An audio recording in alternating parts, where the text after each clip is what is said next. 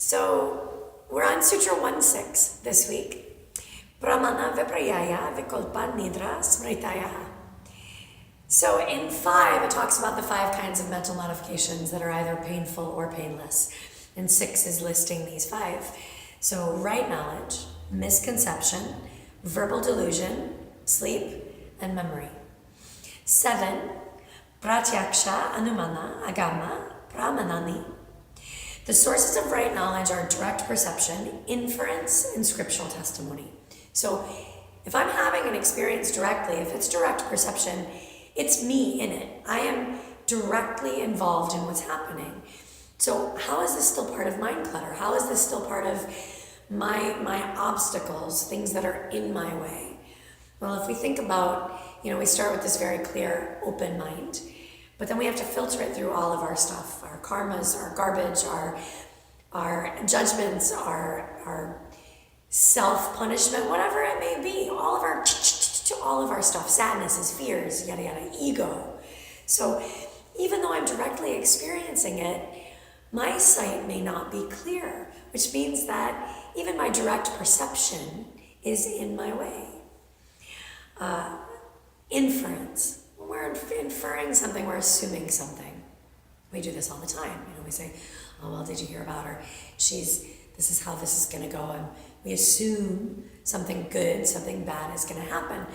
But an assumption isn't based in truth. It's something that we're concluding, right? Even though there's no factual basis. So, that inference, assumption, always part of mind clutter. And we have to pay attention to how often we're really doing that every day. Because we assume things all the time and all day long. It comes to Heyam Dukkha Managaram, the sutra that speaks to pain that has not yet come as avoidable. These assumptions that are made are often creating pain or even an expectation of joy that may not be what actually happens. Presence, presence, presence. Scriptural testimony. So scriptural testimony, this being an obstacle or this being, something that's in my way, this mental modification. How am I spinning this?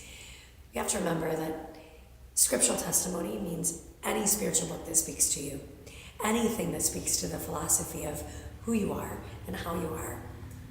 Could you argue a romance novel? I would debate that a little bit, but I don't know, maybe.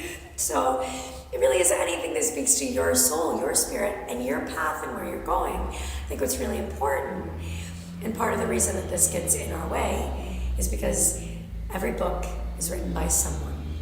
And in the way that the words are used, in the way that it's written, has someone's spin on it. So we have to remember that even if we're reading it and it's the truth, that even the way that it's being spun and now expressed to us, but then how we're taking it into us and re-expressing it is deeply individual. So not only are we getting somebody else's filter, we're then getting ours as well. So I think key to this, eventually is to avoid all of these mental modifications in the first place. My spin, my take, my perception. Will that happen in a human lifetime? I don't know. You are in a space with a Tibetan monk who's very, very clear and seems as if they simply just float. Maybe all of these modifications are gone at that point. Maybe there really is no attachment. Or maybe the only real attachment is to their own self-realization. But for where most of us are in our lives, we pay attention to these things.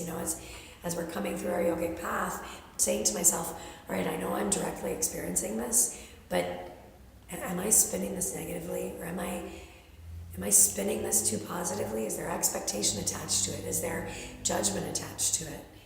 Is there misconception happening somewhere? Am I inferring something? Or am I reading it and now taking it to be the gospel when I'm not letting my own spirit process it to figure out what it means to me?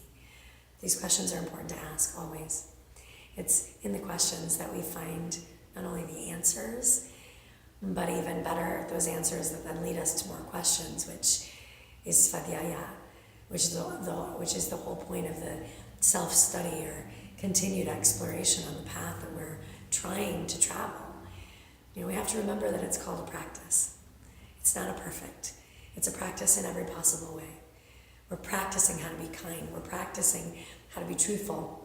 We're practicing how to remove the judgments and the modifications of what's real so that we can be in a better space today, here, now. Shanti.